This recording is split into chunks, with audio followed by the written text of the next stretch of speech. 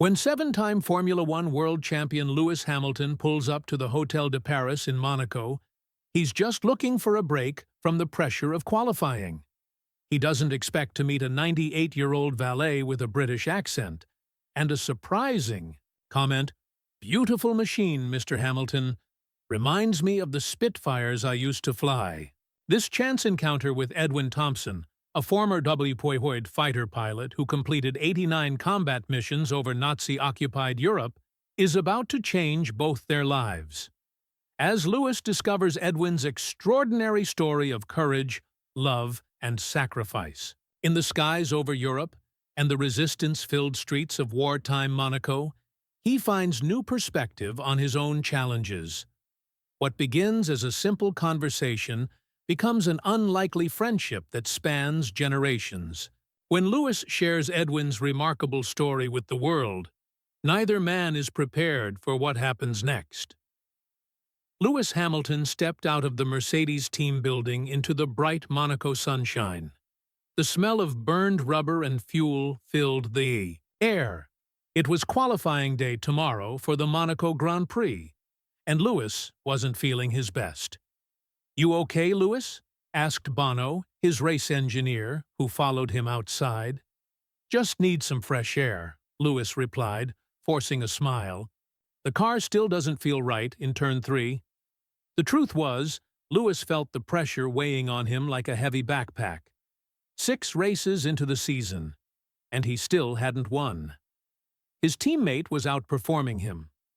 The newspapers were asking if the 7-time world champion was past his prime at 40 years old.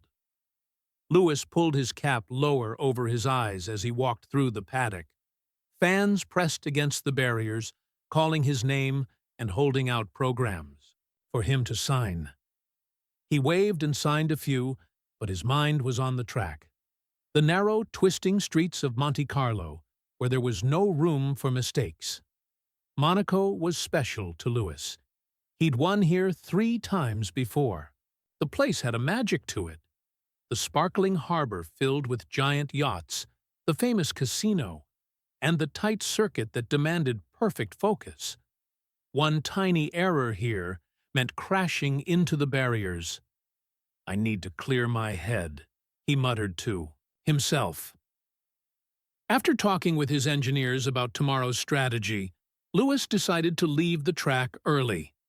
He texted his physio to tell him he'd meet him back at the hotel instead of doing their usual gym session, going to walk back to the hotel. "Need to think," he wrote. Walking through Monaco was almost impossible during race weekend.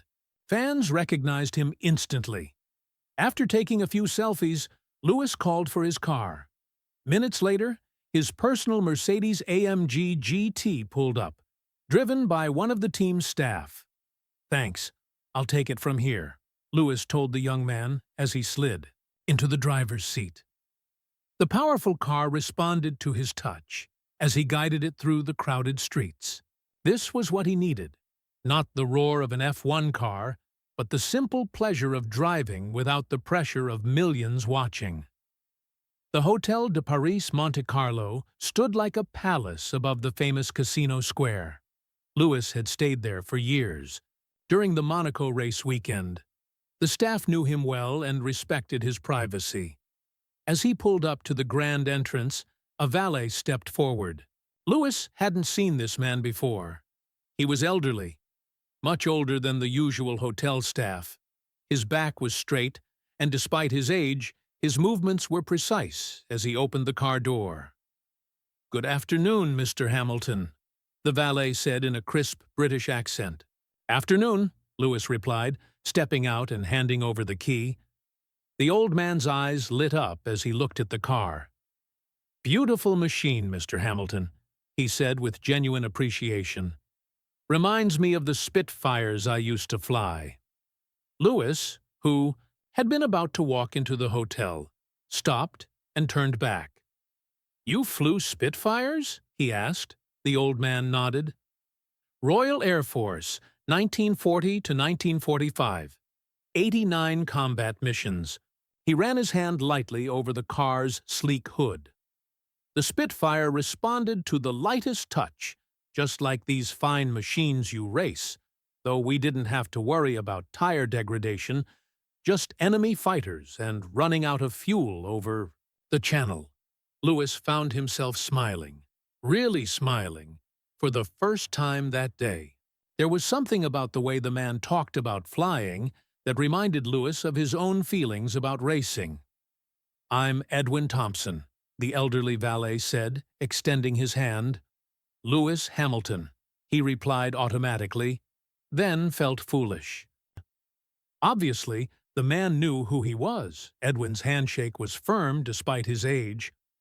"I know who you are, Mr. Hamilton. I never miss a race. Been watching Formula One since Sterling Moss was racing." Lewis glanced at his watch. He had a team meeting in 2 hours, but suddenly he wasn't in a rush to get to his room. "How long have you been working here, Edwin? I don't remember seeing you before." "Just 3 months, sir. Retirement was boring me to death after my wife passed, so I took this job to keep busy. At 98, you need a reason to get up in the morning." 98? Lewis couldn't hide his surprise. The man looked old, but not that old. Edwin smiled. "Good genes and good luck. Had plenty of close calls in the war." A car pulled up behind them, and Edwin straightened. "I should take care of your car, Mr. Hamilton.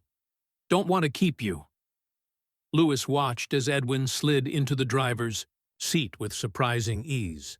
There was something about the way his hands positioned themselves on the wheel, the same instinctive grip that Lewis recognized in other racing drivers. As Edwin carefully drove the car toward the parking area, Lewis entered the hotel, his mind no longer on the problems with his car's setup. Instead, he was thinking about what it must have been like to fly a fighter plane in World War II. The split-second decisions, the danger, the courage it must have taken. Lewis went up to his suite and walked to the window. From here, he could see part of the racetrack and the sparkling Mediterranean beyond. The streets where he would race were the same streets where, almost 80 years ago, German soldiers had patrolled during the occupation of Monaco. Had Edwin flown over these same waters? Had he been shot at in the skies above this beautiful coastline? Lewis pulled out his phone and did a quick search for Spitfire RAF WWII. Images filled his screen. Sleek, beautiful planes with elliptical wings. He found himself reading about their Rolls-Royce Merlin engines, their speed, their agility. By the time his physio knocked on his door, Lewis had spent an hour reading about World War II pilots. When he opened the door, his physio looked surprised. "You seem different," he said. "More relaxed," Lewis nodded. "I just met someone who made me realize something important." "What's that?" Lewis looked out the window again, thinking of Edwin Thompson, who flew fighter planes at age 20 and was still working. "At 98, perspective," Lewis said simply. "I need to talk to him again." He checked his watch. Edwin's shift might be ending soon. The car set up problems, the pressure, the expectations. They all seemed smaller somehow. "I'm going downstairs for a bit," Lewis told his physio. "I'll be back for the meeting." As he rode the elevator down, Lewis felt a new sense of calm. Whatever happened this weekend, win or lose, it was just a race. Not a life-or-death struggle like Edwin had faced in his Spitfire. Lewis stepped into the lobby, hoping to catch the elderly valet before he left. He had questions, so many questions, about courage, focus, and what it felt like to fly a machine that responded to your touch when the stakes couldn't be higher. He spotted Edwin in the corner of the lobby, changing from his valet uniform into a simple blue sweater. The old man was carefully folding his work clothes into a small bag. "Edwin!" Lewis called, walking over to him.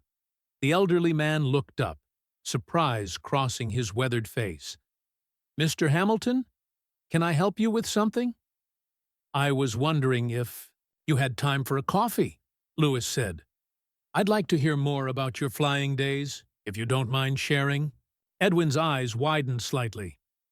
"You want to have coffee with me? Don't you have important racing things to do?" Lewis smiled. "Nothing more important than talking to someone who flew Spitfires. My grandfather told me stories about those planes when I was a kid." A hint of pride flickered across Edwin's face.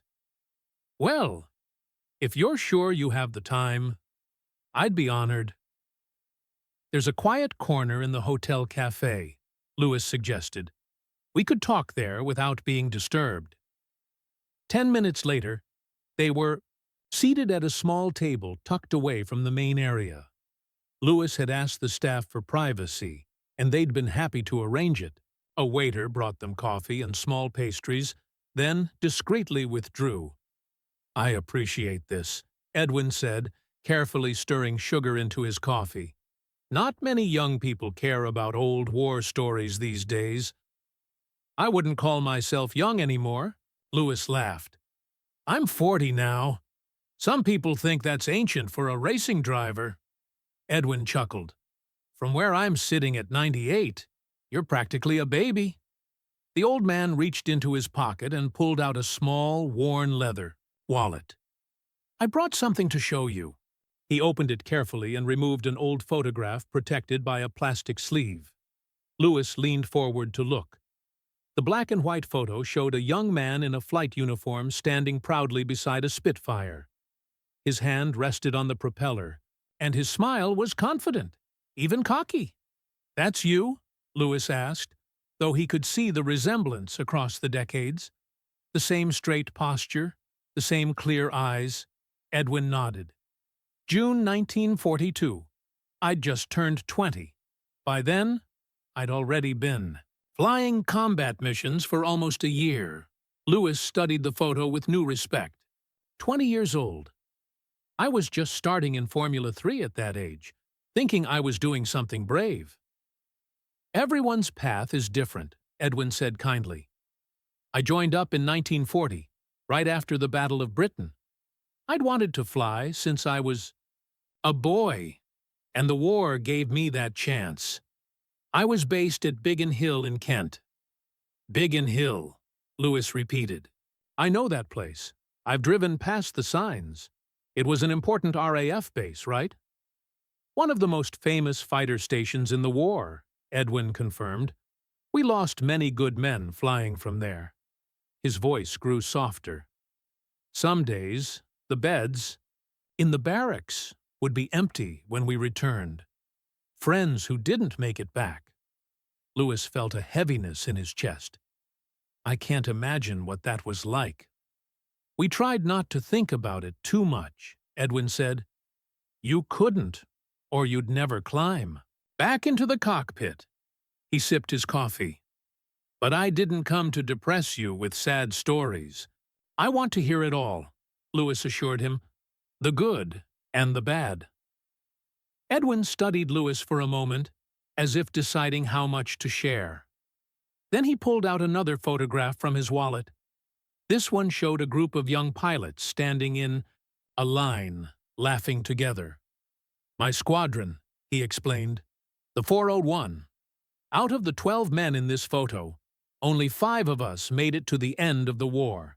His finger traced across the faces. "Tommy, David, Peter, Marcus, all gone within 6 months of this picture." Lewis didn't know what to say. The losses Edwin described so matter-of-factly were overwhelming to consider. "How did you keep going?" he finally asked. Edwin's eyes met his. "You find a reason bigger than yourself. For some, it was family. For others, it was the country. For me," he paused, "it was the flying itself. The Spitfire was the most beautiful machine ever built." His expression changed, becoming animated. "The first time I flew one, I knew this was what I was born to do. The way it responded to the slightest touch, it felt like the plane could read my mind." Lewis nodded, understanding completely. "That's how I feel in the car, like it's an extension of my body." "Exactly," Edwin said, his face lighting up. Most people never experience that feeling, that perfect connection between human and machine. Lewis leaned forward. Tell me about flying the Spitfire. What was it like in combat? Edwin took a deep breath. It was terrifying and exhilarating at the same time. We'd fly at 20,000 feet, scanning the skies constantly for enemy aircraft. Then suddenly, the radio would crackle. Bandits, 2 o'clock high. And everything would happen so fast. His hands moved as he spoke, mimicking the control column of his fighter. The Spitfire could turn tighter than the German planes, so we'd use that advantage. But they had their strengths too. You had to think 3 moves ahead, like a chess game played at 400 miles per hour. Lewis was captivated. The way Edwin described aerial combat reminded him of wheel-to-wheel racing. The split-second decisions, the physical forces, the constant awareness of your opponent's position. Did you ever get shot down? Lewis asked. A shadow crossed Edwin's face. Once, over the Mediterranean. Not far from here, actually. He gestured vaguely toward the window. April 1944. That's a story for another time, perhaps. He reached into his wallet again and pulled out one more photograph. This one showed a beautiful young woman with dark hair and determined eyes. Mathilde Dubois, Edwin said softly. The love of my life. Lewis looked at the woman's face. Even in the faded photograph, her inner strength was visible. She was French? Lewis asked. Edwin nodded. French resistance. Braver than I ever was. He carefully returned the photo to his wallet. We had 50 years together before she passed. Not a day goes by that I don't miss her. Lewis checked his watch reluctantly. His team meeting was in 20 minutes. I have to go soon, but I'd love to hear more. Would you be willing to meet again? I'd like that, Edwin said, carefully tucking his wallet back into his pocket. An old man doesn't get many chances to tell his stories. Tomorrow, after qualifying, Lewis suggested. I'll be here, Edwin agreed, but there's something I'd like to ask you, if I may. Of course. What made you stop today? You must meet hundreds of people who want your time. Lewis thought for a moment. Honestly?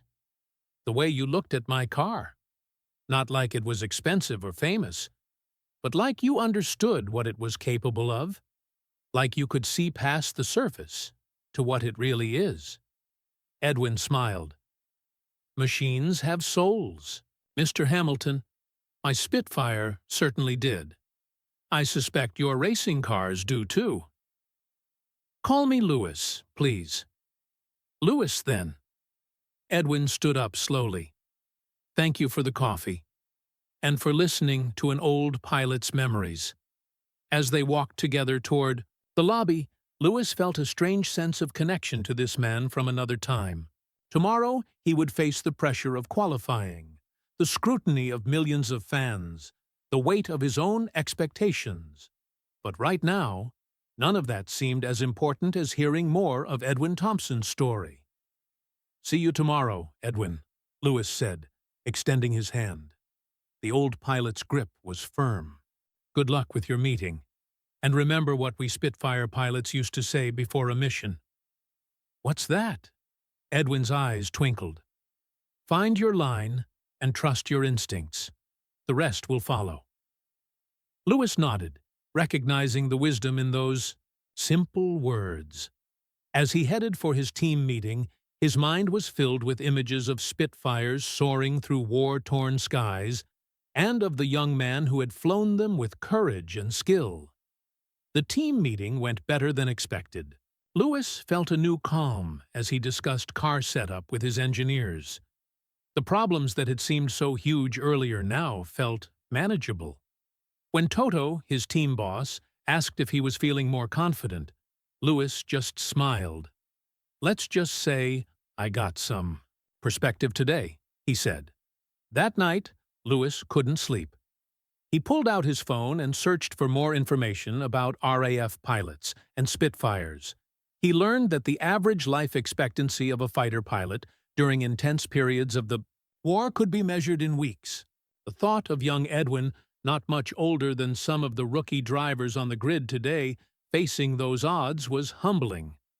The next morning was qualifying day. Lewis arrived at the track early, feeling focused in a way he hadn't in months. During the practice session, he set the fastest time, surprising even himself. "Whatever you're doing, keep doing it," Bono told him over the radio. After qualifying ended, with Lewis taking pole position by 0.3 of a second, he hurried back to the hotel. He found Edwin in the lobby, now dressed in his regular clothes rather than his valet uniform. "I watched you on the television," Edwin said by way of greeting. "Beautiful driving. You found the perfect line through the swimming pool section." Lewis grinned. "I took your advice, found my line, and trusted my instincts." They returned to the same quiet corner of the cafe. This time, Edwin had brought a small box along with his leather wallet. "I thought you might want to see a few more things," he said, carefully opening the box. Inside was a collection of war memorabilia, medals, patches, and more photographs. Edwin picked up one of the medals. "Distinguished Flying Cross," he explained. "They gave me this after my 50th mission." Lewis examined the medal with its blue and white ribbon. "This is an amazing honor. Many better men than me never lived to receive theirs," Edwin said quietly. He pulled out another photo. This one showed his Spitfire up close, with a row of small symbols painted below the cockpit. "Are those?" Lewis began. "Enemy aircraft," Edwin confirmed. "One mark for each confirmed kill." Lewis counted 16 marks. 16 planes? You shot down 16 enemy aircraft? Edwin nodded. "Over 3 years of combat. That made me what they called an ace several times over. 5 kills was the standard for being called an ace." Lewis tried to imagine what that meant. 16 times Edwin had faced another young man in aerial combat and survived when they didn't. "It wasn't something we celebrated," Edwin said, seeming to read Lewis's thoughts. Each of those marks represented someone's son or brother who wasn't going home. "How did you handle that?" Knowing what those victories really meant, Edwin was quiet for a moment. "By remembering why we were fighting. The Nazis had to be stopped. Every plane I shot down meant our bombers had a better chance of returning safely, or fewer bombs falling on London." He carefully laid the photos on the table. "But you're right to ask. It's a weight I've carried all these years." Lewis looked at the young man in the photos again. "Tell me more about the Spitfire itself. What was it like to fly?" At this, Edwin's face lit up. The Spitfire was a miracle of engineering, designed by R.J. Mitchell, who sadly died before the war even began. She had an elliptical wing design that gave her incredible maneuverability. His hands moved in the air, tracing the shape of the wings. The Rolls-Royce Merlin engine produced about 1,030 horsepower in my Mark V version. Later models had even more power. "Rolls-Royce," Lewis repeated. "Just like the early Mercedes racing engines." "Exactly. Both built for performance with no compromises," Edwin agreed. "The Spitfire could reach almost 370 miles per hour in a dive. Not as fast as your car, of course," he added with a small smile. "But fast enough to feel like flying," Lewis said. "More than fast enough, especially when you're being shot at," Edwin replied dryly. Lewis laughed, then grew more serious. "What was the hardest part of flying in combat?" Edwin thought for a moment. "The physical strain was immense. No power steering in those days. At high speeds, The control column would feel like it was set in concrete. Your arms would ache for days after a long mission.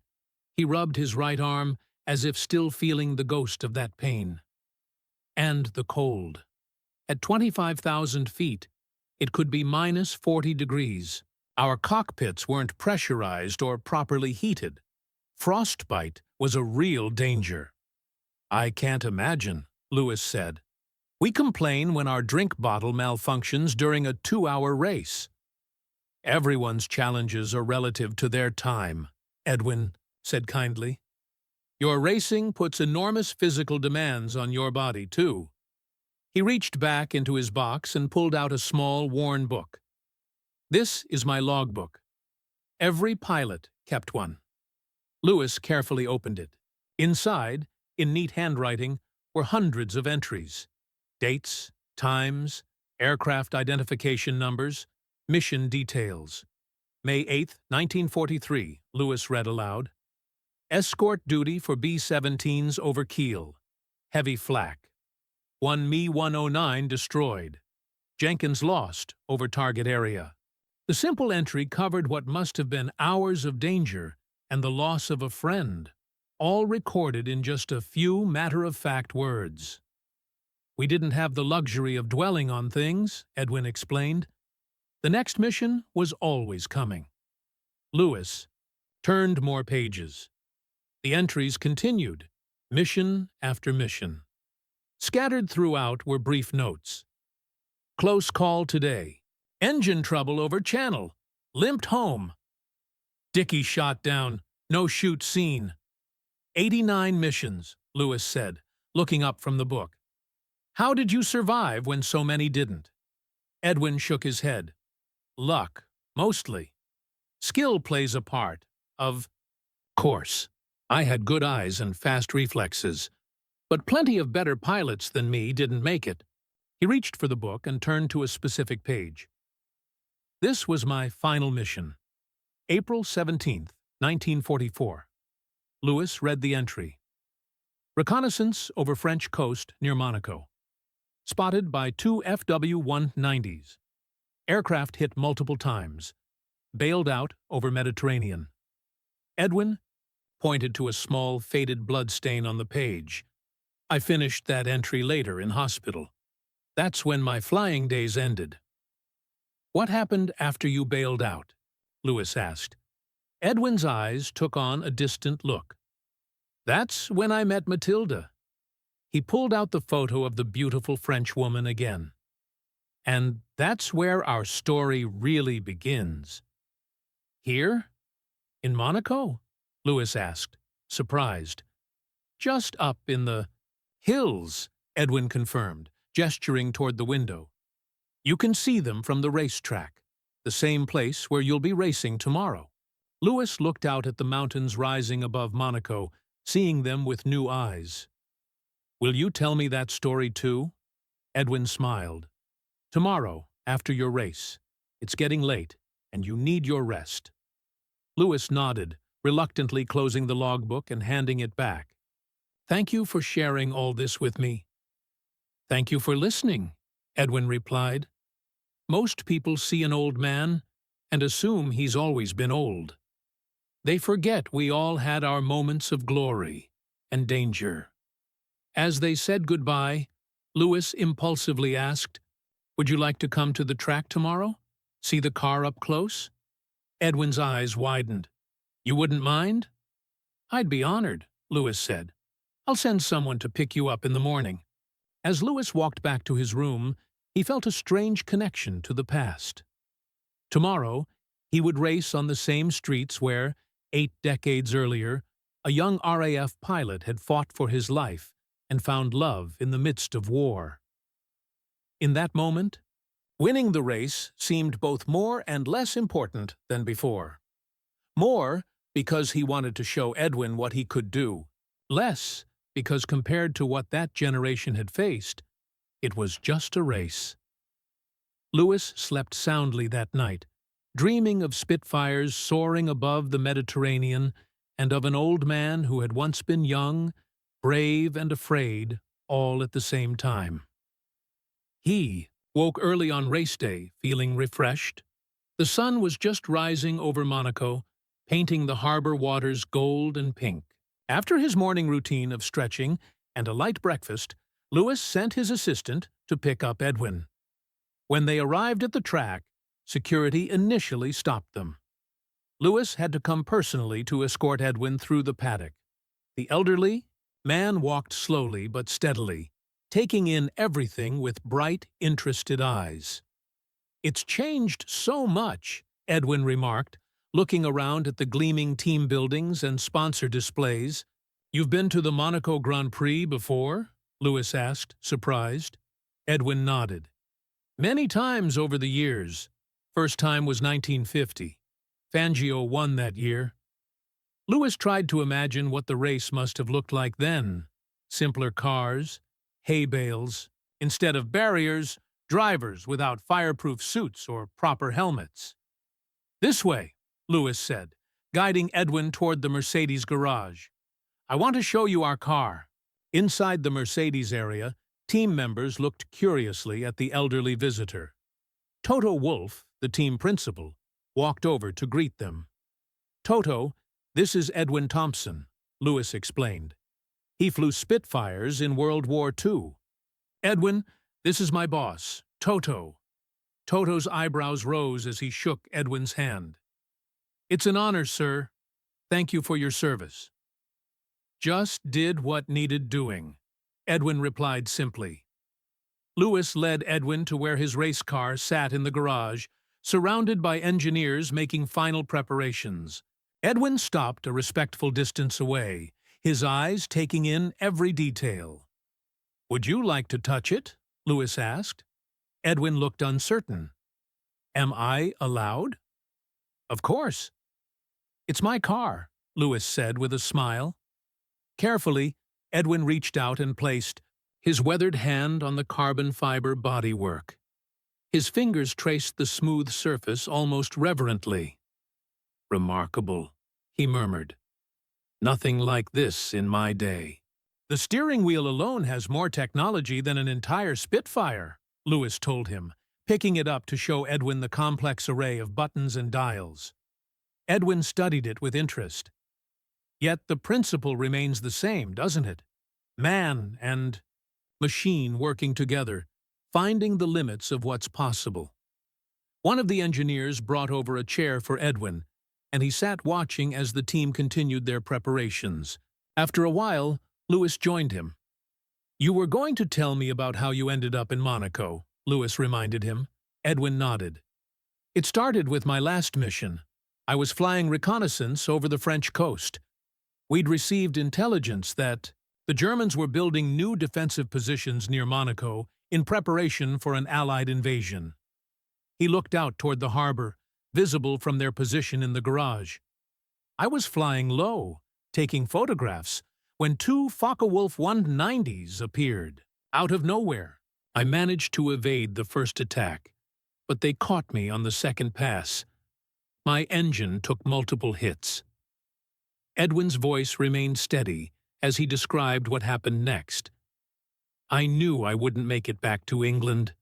Smoke filled the cockpit, and I was losing altitude fast. The protocol was clear. Don't let the plane or yourself fall into enemy hands."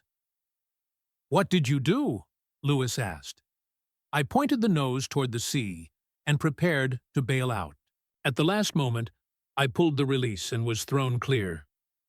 My parachute opened, but I came down in the Mediterranean about half a mile offshore." Edwin paused, his mind clearly back in 1944. "The water was freezing. My flight suit was heavy, pulling me down. I thought that was the end." "But it wasn't," Louis prompted gently. "No, a small fishing boat appeared. Two men pulled me aboard and quickly covered me with nets and canvas. They were local fishermen who had seen my plane go down. They risked their lives to save mine. If the Germans had caught them helping an Allied pilot." Louis nodded, understanding the incredible risk these unknown men had taken. "They brought me to shore after dark, at a small cove away from the main harbor. There, I met members of the local resistance. They took me to a village in the hills above Monaco. Edwin reached into his pocket and pulled out a carefully folded piece of paper. He opened it to reveal a hand-drawn map of the area around Monaco, with paths marked through the mountains. These were the escape routes, he explained.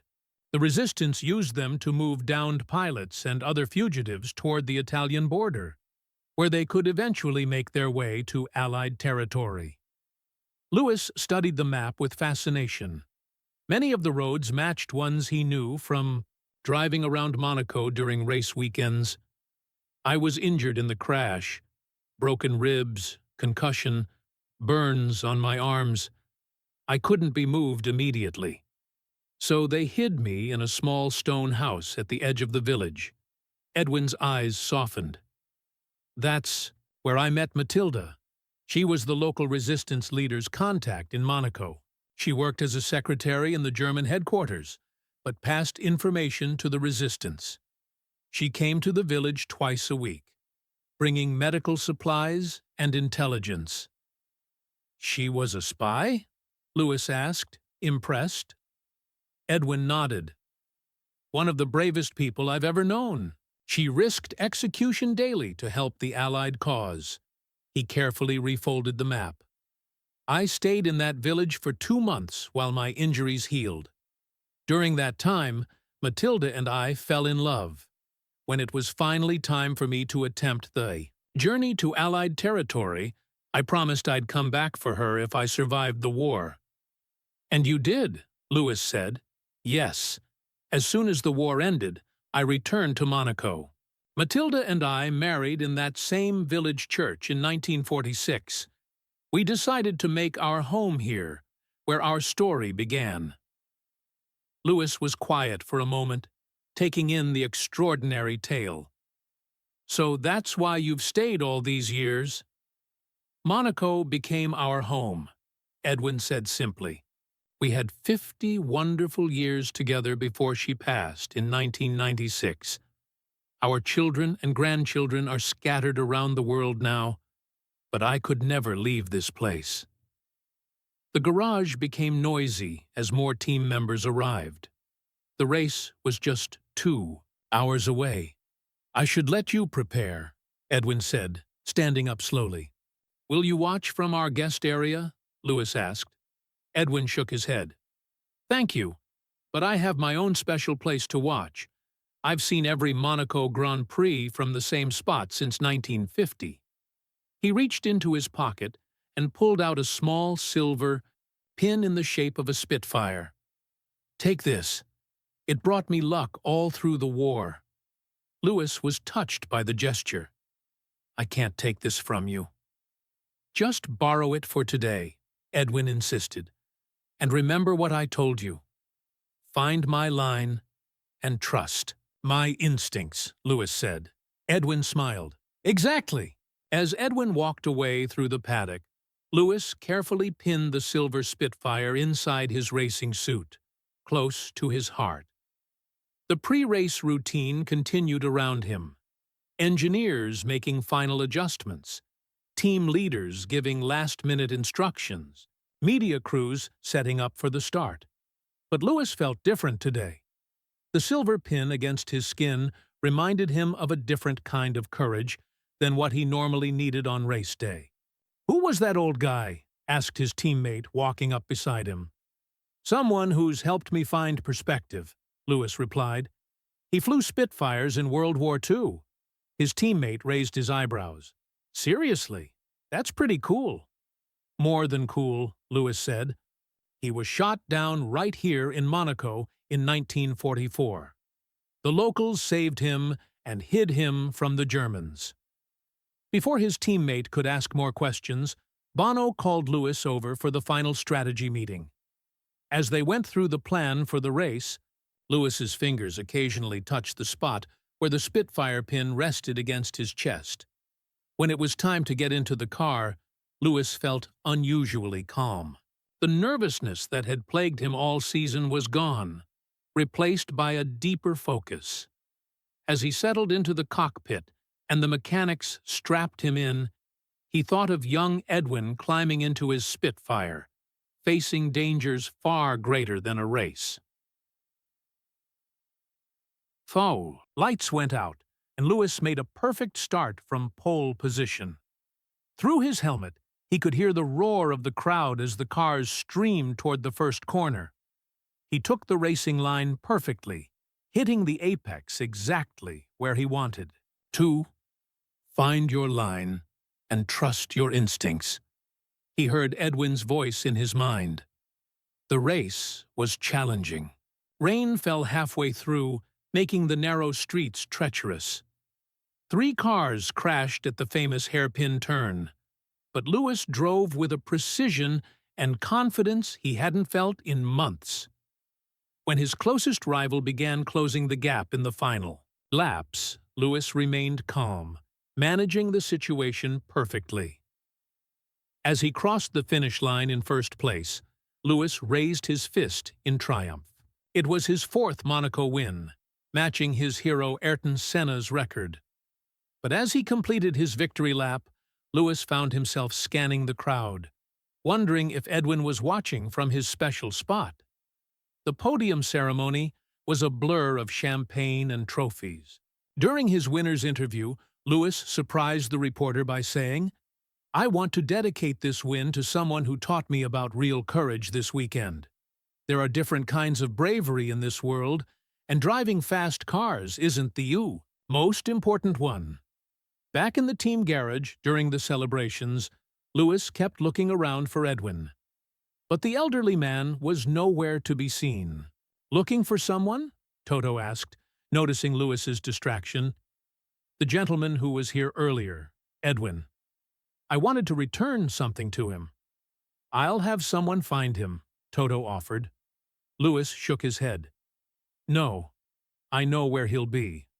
I'll go myself after we finish here." Later that evening, after the team celebration and media duties were complete, Lewis headed back to the Hotel de Paris. He found Edwin in the lobby, now back in his valet uniform. "There you are," Lewis said. "I looked for you after the race." Edwin smiled. "I watched from my usual spot, up on the hill where I recovered after being shot down. I could see you driving beautifully." Lewis carefully unpinned the silver Spitfire from inside his race suit and handed it back to Edwin. "Thank you for the loan. I think it brought me luck."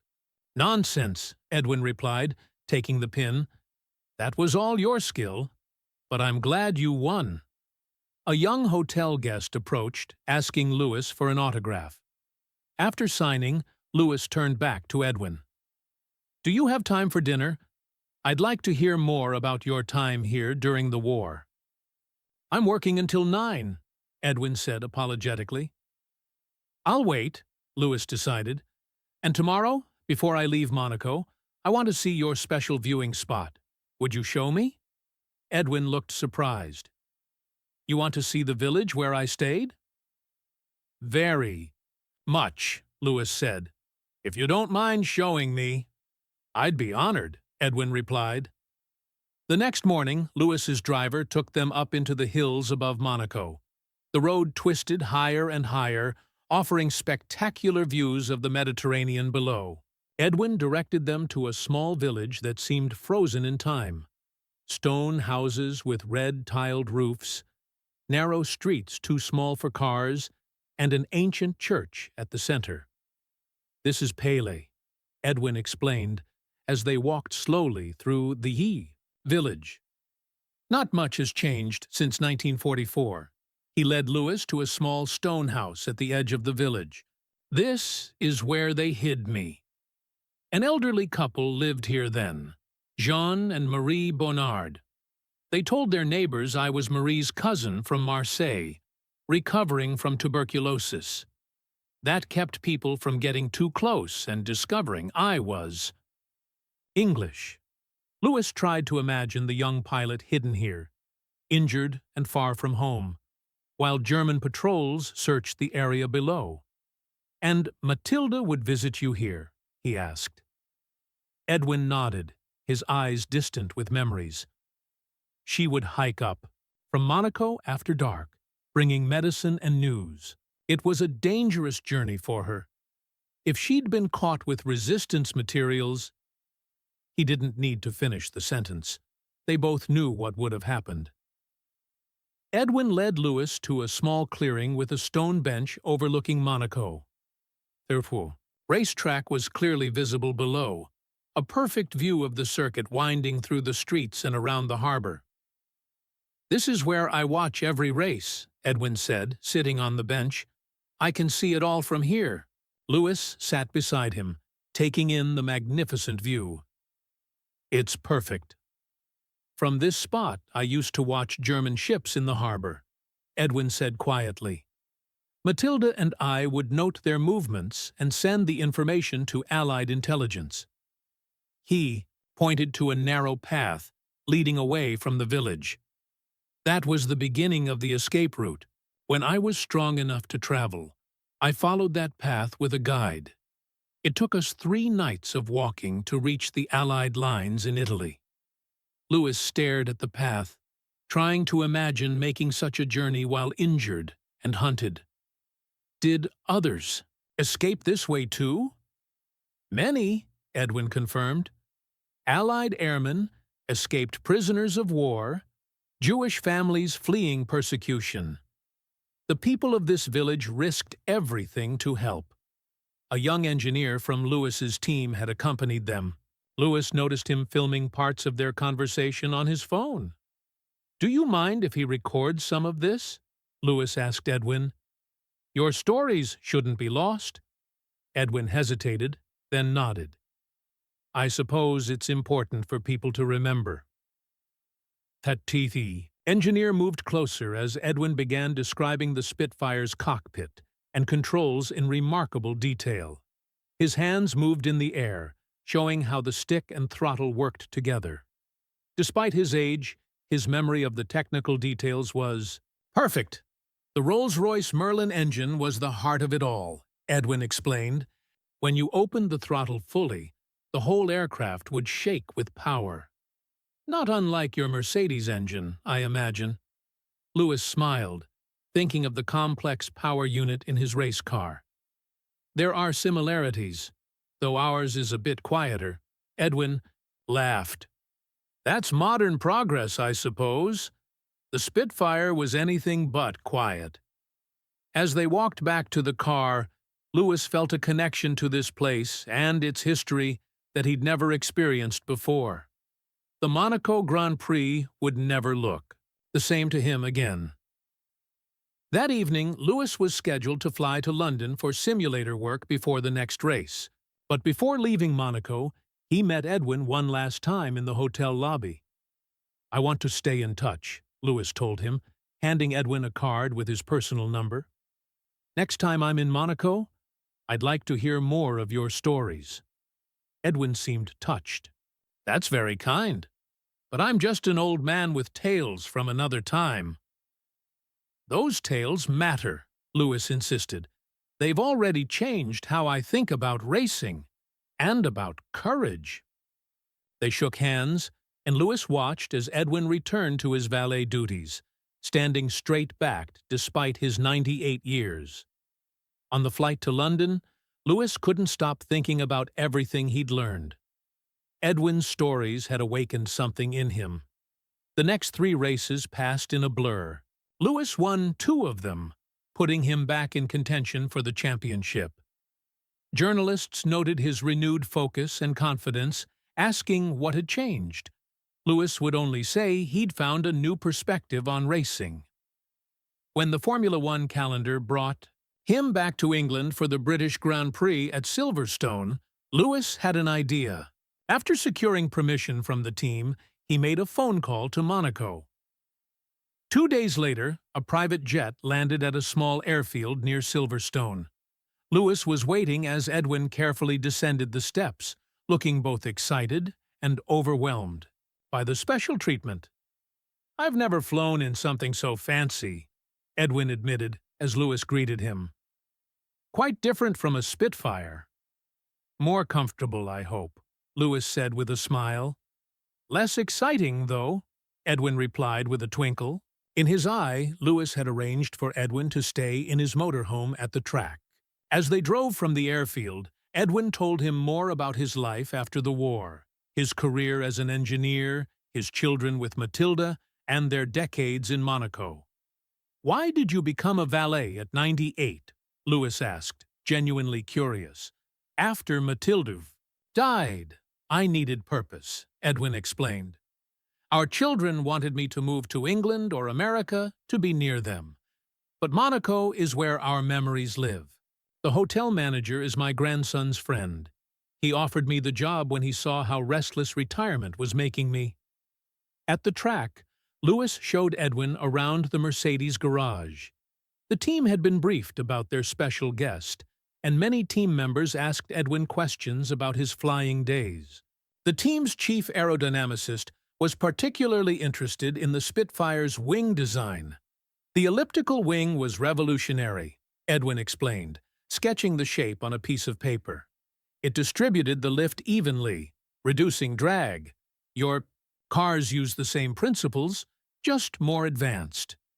Lewis watched as his team gathered around Edwin, fascinated by his insights. Even the younger mechanics, usually glued to their phones during breaks, listened attentively as Edwin described how the Spitfire's Rolls-Royce Merlin engine compared to modern F1 power units.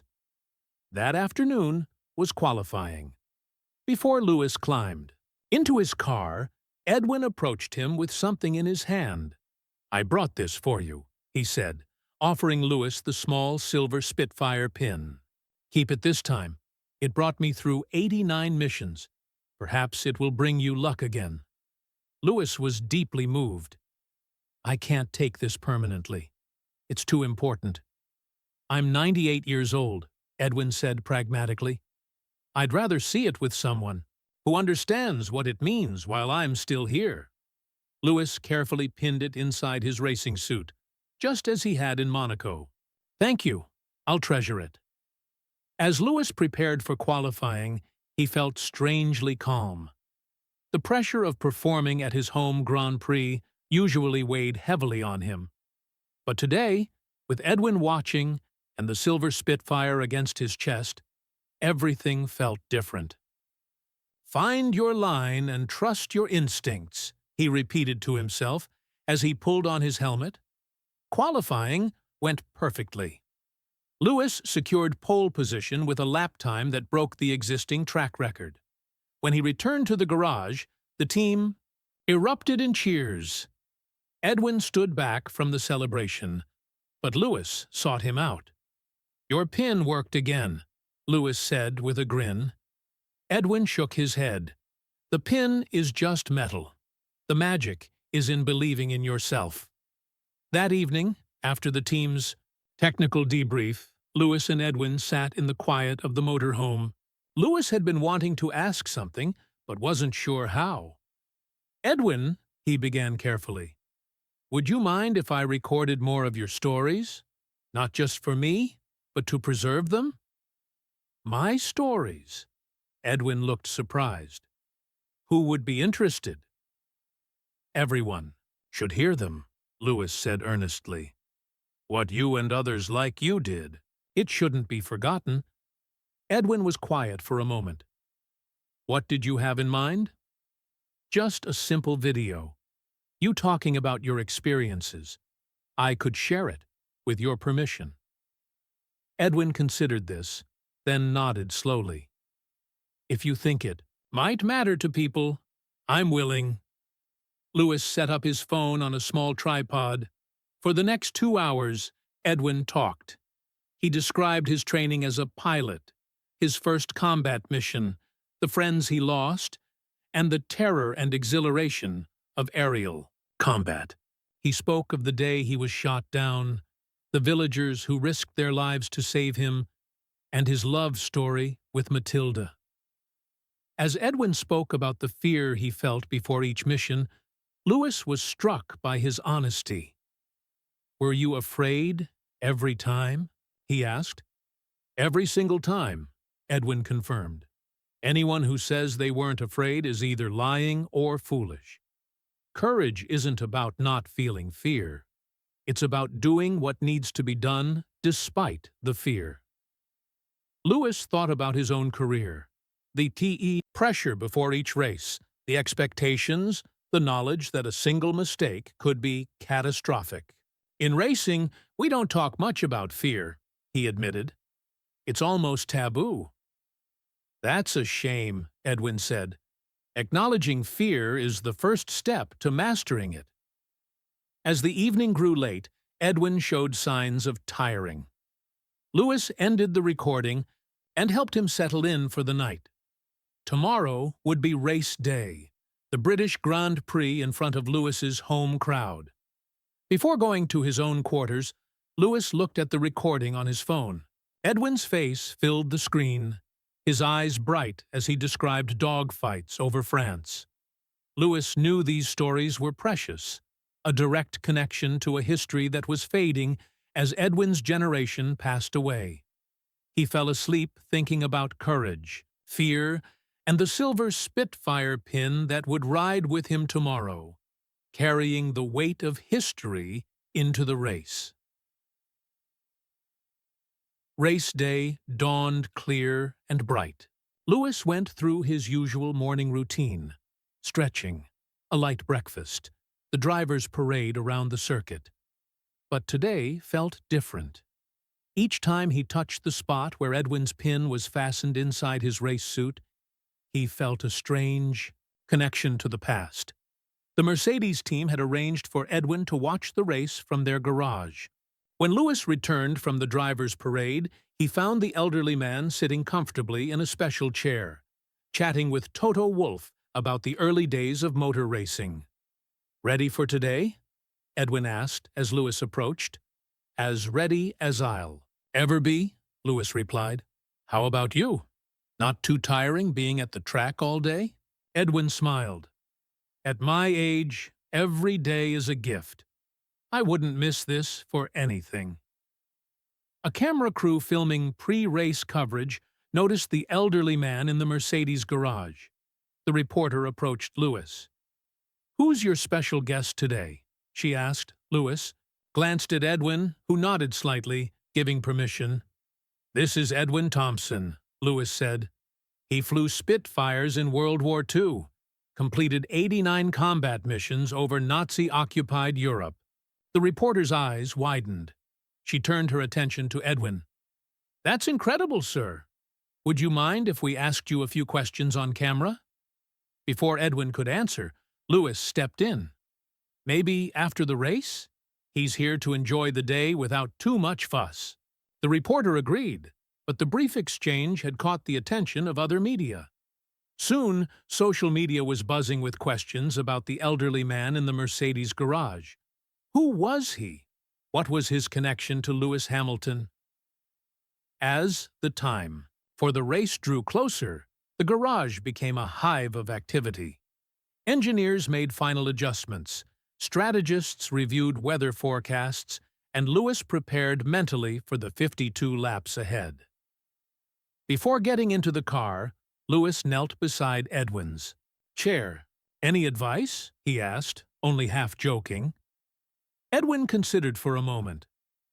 "In combat, we had a saying, 'Check 6.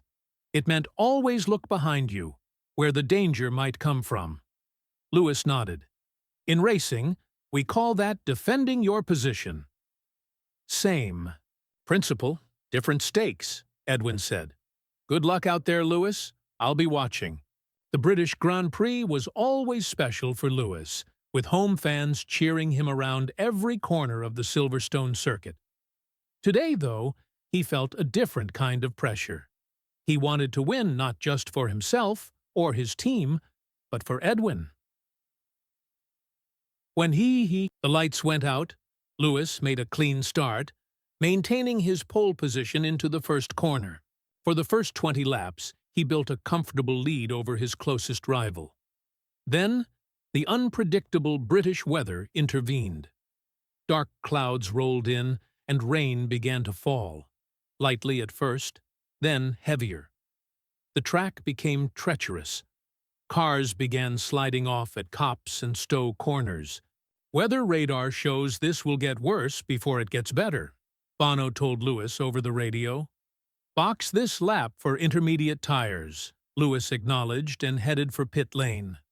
As he returned to the track on rain tires, 3 cars ahead of him stayed out too long on slicks, spinning off into the gravel. Lewis found himself in the lead by over 30 seconds. In the garage, TV cameras caught Edwin watching intently, completely focused on the race. His expression reminded Lewis of his own father, who had supported his racing from the very beginning. The rain intensified, visibility dropped, and Lewis had to rely on instinct and memory to find the racing line. In these conditions, a single mistake could end his race instantly. "Find your line and trust your instincts," he repeated to himself, the mantra that had served him well in Monaco. With 10 laps to go, Lewis had extended his lead to nearly a minute. But racing is unpredictable. A competitor's car broke down, spilling oil onto the already wet track at Beckett's corner. The safety car was deployed, erasing Lewis's hard-earned advantage. When racing resumed with 5 laps remaining, Lewis had to defend against a rival with fresher tires. The crowd roared as the 2 cars battled through the rain, separated by mere inches at times. In the final lap, Lewis held his nerve and his line, crossing the finish line just 0.7 of a second ahead. The crowd erupted. Lewis pumped his fist in the air as he took the checkered flag at his home race. During the cool-down lap, Lewis's engineer congratulated him over the radio. "Brilliant drive, Lewis. Absolutely brilliant in those conditions." "Thanks, Bono," Lewis replied. "How's Edwin? Is he okay?" "He's here, watching everything. He looks very proud." Lewis smiled inside his helmet. When he returned to the pits, his first action after climbing from the car was to find Edwin. The elderly man stood with the help of Toto Wolff, applauding as Lewis approached. Impulsively, Lewis hugged him. "Thank you," Lewis said. "That win was for you." Edwin's eyes were bright. "Nonsense! That was all your skill.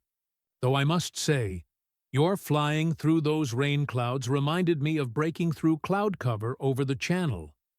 Cameras captured the moment between the racing champion and the war veteran. The images immediately began circulating online. Before the podium ceremony, Lewis made an unusual request to the race officials. Normally, only drivers and a team representative were allowed on the podium, but Lewis insisted that Edwin join him. "This gentleman is a true hero," he told them. "I want him on the podium with me." After some discussion, the officials agreed. When Lewis's name was announced for the top step of the podium, he walked out with Edwin beside him. The crowd, not understanding who the elderly man was, nonetheless cheered at the unexpected sight. As the British national anthem played and the trophies were presented, Edwin stood tall beside Lewis. When the champagne was sprayed, Lewis carefully shielded Edwin from the worst of it, though the old pilot laughed and didn't seem to mind getting a little wet. With the cameras of the world focusing on them, Lewis placed his arm around Edwin's shoulders. "This is Edwin Thompson," he said clearly for the microphones. "Royal Air Force, Spitfire pilot. He taught me something about courage this weekend." The images of the 7-time world champion and the 98-year-old veteran on the Silverstone podium flashed around the world. On social media, Edwin Thompson and future Spitfire pilot began trending within minutes. Most people still didn't know the full story. They didn't know about Edwin's '89 missions, his crash near Monaco, or his romance with Matilde. They didn't know about the tiny silver pin that Lewis wore close to his heart. But as Lewis and Edwin left the podium together, Lewis knew that was about to change. The world was about to learn Edwin's story, and the effect would be more powerful than either of them could imagine. After the post-race press conference, Where journalists asked numerous questions about Edwin, Lewis returned to his motorhome. Edwin was already there, looking tired but happy after the excitement of the day. "That was quite something," Edwin said. "I haven't had that much attention since VE Day." Lewis smiled. "How are you feeling? Not too overwhelmed?" "I'm fine," Edwin assured him, "though I'm not used to having my picture taken so much. In my day, we tried to avoid cameras, especially when we were doing secret resistance work." Lewis sat down across from him. "I've been thinking about the recording we made yesterday," he said. "Would you mind if I shared it? People are already asking about you online." Edwin looked thoughtful. "If you think it might do some good." "I think it will," Lewis said. "Your stories deserve to be heard." That evening, after Edwin had gone to sleep in the spare room of the motorhome, Lewis sat down with his phone. He spent hours editing the footage from their conversation, adding historical photos of Spitfires that Edwin had shared and clips from their time at the track. He included footage of Edwin examining Lewis's race car and comparing it to his Spitfire. Tut! Video ended with Edwin's most powerful statement. "When I was fighting, it was for a future I couldn't see. A future where people of all backgrounds could live free.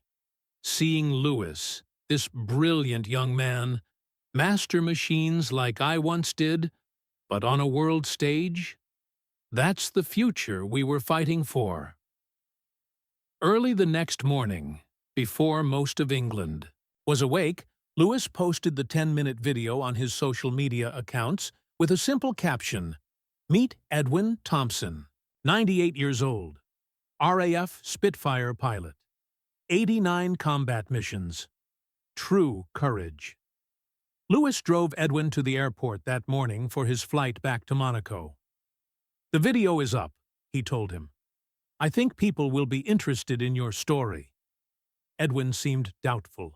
"Most young people today don't care much about old wars." "Don't be so sure," Lewis said. "There's something timeless about courage and doing what's right, despite the fear." They said goodbye at the private terminal, with Lewis promising to stay in touch. As Edwin's plane took off, Lewis checked his phone. In just 2 hours, the video had already been viewed over 1 million times. By the time Lewis reached his home in London, Edwin's story had exploded online. Spitfire pilot and on Edwin Thompson were trending worldwide. News outlets were running segments about the viral sensation of the F1 champion and the WWII veteran. Lewis watched in amazement as the view count climbed hourly. 5 million, 10 million, 20 million. Comments poured in from around the WWII world. "My grandfather was in the RAF too. This made me cry. I'm showing this to my kids. They need to know what that generation did for us.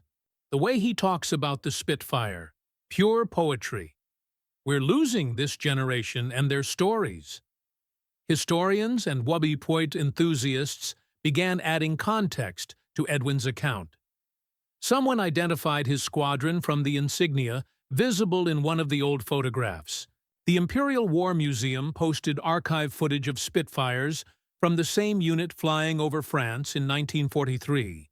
Military websites published articles about Edwin's combat record, which they had verified through RAF archives.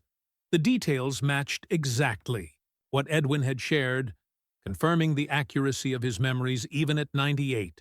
By evening, major television networks were running the story. "The valet who flew Spitfires" became the headline of the day.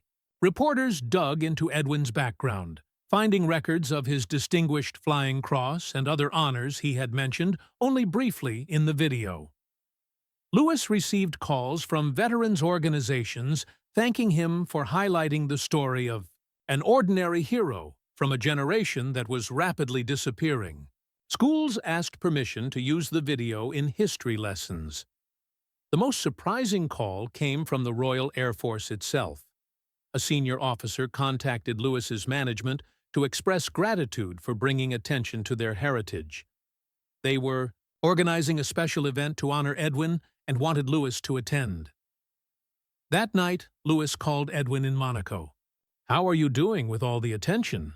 he asked, concerned that the sudden fame might be too much for the elderly man. Edwin chuckled. "My grandson set up a laptop so I could see some of it. It's rather strange seeing my face everywhere. The hotel manager has given me a few days off, said I'm bringing too much attention to the valet stand." "Are you okay with all this?" Lewis asked. "I suppose so," Edwin said thoughtfully. "If it helps people remember not just me, but all the lads who didn't come home, then it's worth it." Lewis felt relieved. "The RAF wants to do something to honor you. Would you be up for that?" "The RAF?" Edwin sounded surprised. "Well, I never expected that. Yes, I think I would like that very much." The next morning brought even more developments. A French historian had identified Matilda from the photograph Edwin had shared. Records confirmed her role in the resistance, including commendations she had received after the war for her intelligence work. Someone found an old newspaper article from 1946 about their wedding in the village church. The story mentioned that Edwin had been shot down near Monaco and hidden by local residents, confirming that part of his account as well. As the story continued to spread, it took on new dimensions. It wasn't just about a veteran and a racing driver anymore. It had become about connecting generations, preserving history, and recognizing ordinary people who had done extraordinary things. 7 days after posting the video, Lewis checked the view count one more time before going to bed. 127 million views globally. Edwin's story had reached more people than Lewis could have imagined possible. He sent Edwin a quick text. "Get some rest. Tomorrow's going to be even bigger." Lewis didn't know how right he was. The video had set in motion events that would soon take an unexpected turn, one that would reveal there was still more to Edwin's story than even Lewis knew. 2 weeks after the British Grand Prix, Lewis returned to Monaco for meetings with his team. As his car pulled up to the Hotel de Paris, he was surprised to see a small crowd gathered in the entrance. Cameras flashed as he stepped out. "Mr. Hamilton, are you here to see Edwin Thompson?" a reporter called out. Lewis nodded, wondering how they knew about his visit. "Yes, I'm checking in on my friend." The hotel manager met Lewis in the lobby, looking both stressed and excited. "Mr. Hamilton, thank you for coming. It's been quite something here since your video went online." "What's happening?" Lewis asked.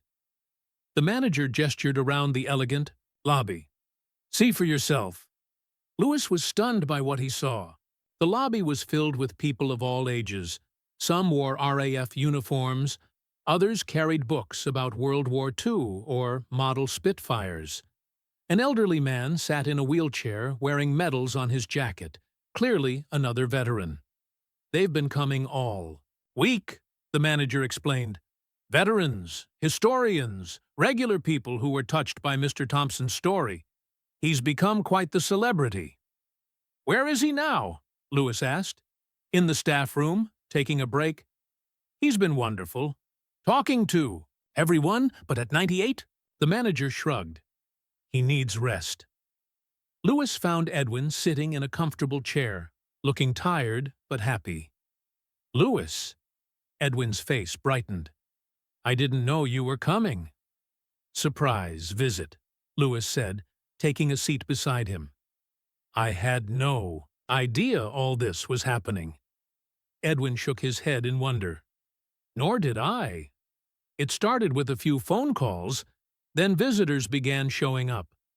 Yesterday, a family came from Australia. Their grandfather flew in my squadron." Before Lewis could respond, there was a knock at the door. The hotel manager poked his head in.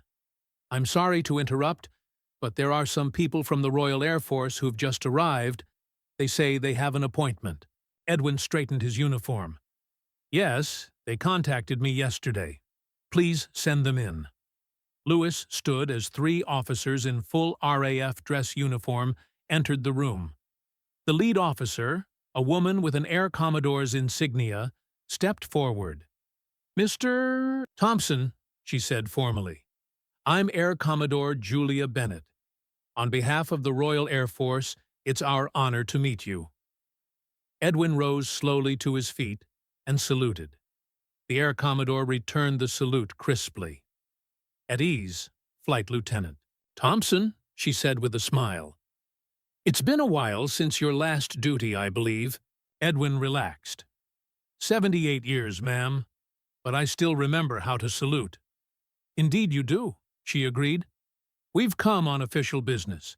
After your story came to light, we reviewed your service record in detail." She opened a folder she was carrying. "Your citations for the Distinguished Flying Cross mention your actions on April 17th, 1944. Your final mission. But recent archival work has uncovered more details." Lewis watched as Edwin's expression changed slightly. "According to these records," the Air Commodore continued, "after being shot down, you didn't just evade capture. While hiding in the village of Pele, you provided critical intelligence about German defenses along the Mediterranean coast." She looked up from the folder. "This intelligence was passed through resistance networks to Allied command and directly influenced planning for Operation Dragoon, the invasion of southern France in August 1944. Edwin's face remained carefully neutral. "I simply reported what I saw, ma'am." "You did far more than that, according to these records." The Air Commodore turned to one of her colleagues, who stepped forward with a small box. "Therefore, it is my privilege to present you with this." She opened the box to reveal a medal. The Air Force Cross, for outstanding courage and devotion to duty while serving in non-combat flying operations. It should have been awarded decades ago. We're correcting that oversight today. Edwin stared at the medal, clearly moved. "I don't deserve this honor. I was just doing my duty." "That's what they all say," the Air Commodore replied with a warm smile. "May I?" Edwin nodded, and she pinned the medal to his Valet uniform. Lewis captured the moment on his phone, knowing how significant it was. As the ceremony concluded, another knock came at the door.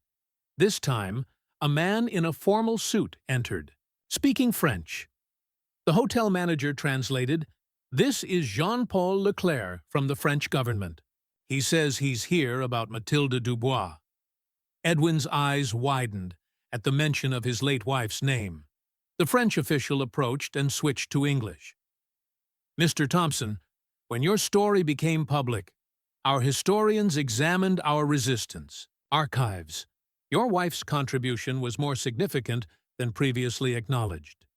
He produced an elegant blue box.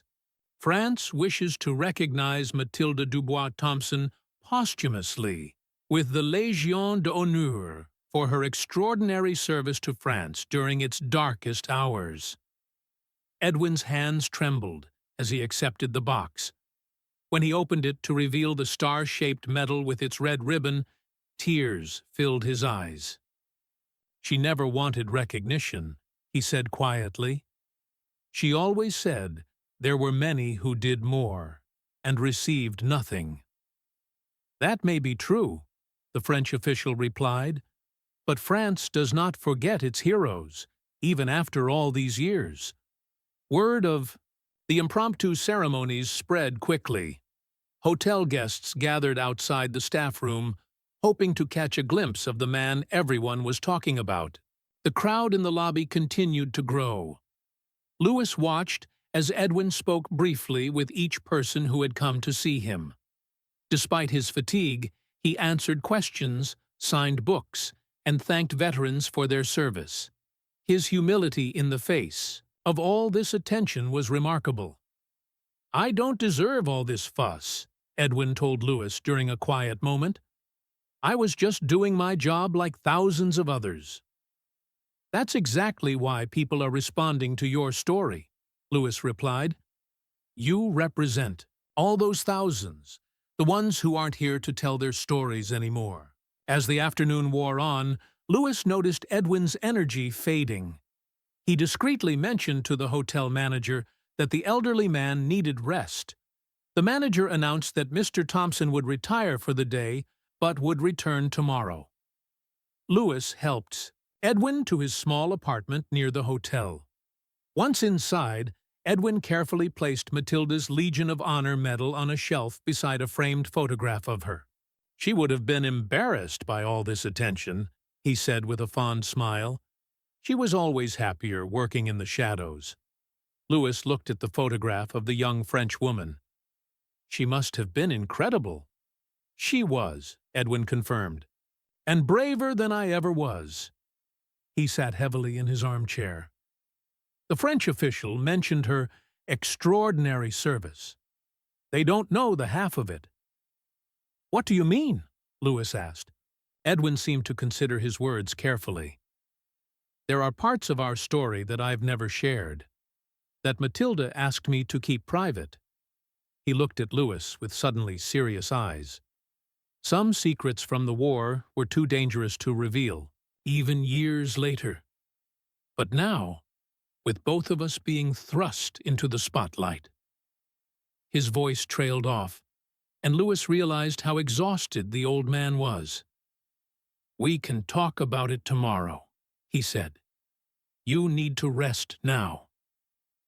After ensuring Edwin was comfortable, Lewis left.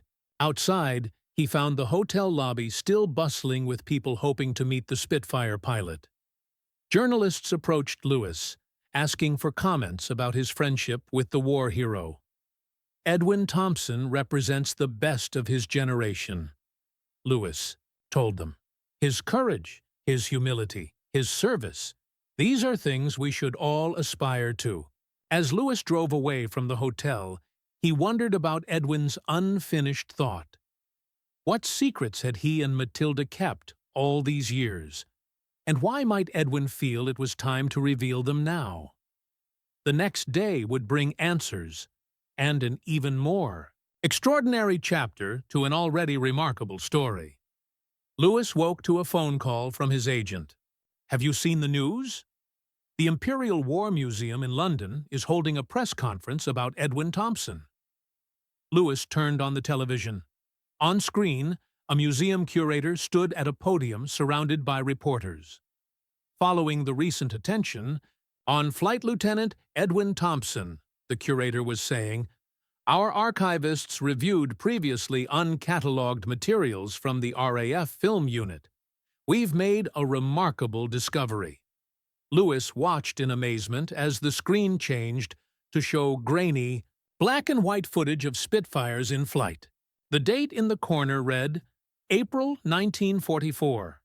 This gun camera footage, the curator continued, shows Flight Lieutenant Thompson's Spitfire engaged in aerial combat just days before he was shot down near Monaco. Lewis grabbed his phone and called Edwin immediately. Are you watching this? He asked when Edwin answered. My grandson just called to tell me, Edwin replied, his voice shaky with emotion. I had no idea any footage of my plane existed. I'm coming to get you, Lewis decided. We need to see this properly. An hour later, Lewis and Edwin sat in the hotel manager's office, watching the news reports on a large screen. The footage showed a Spitfire with Edwin's squadron markings diving toward another aircraft, guns firing. Though brief and jerky, it was unmistakably a moment from one of Edwin's combat missions.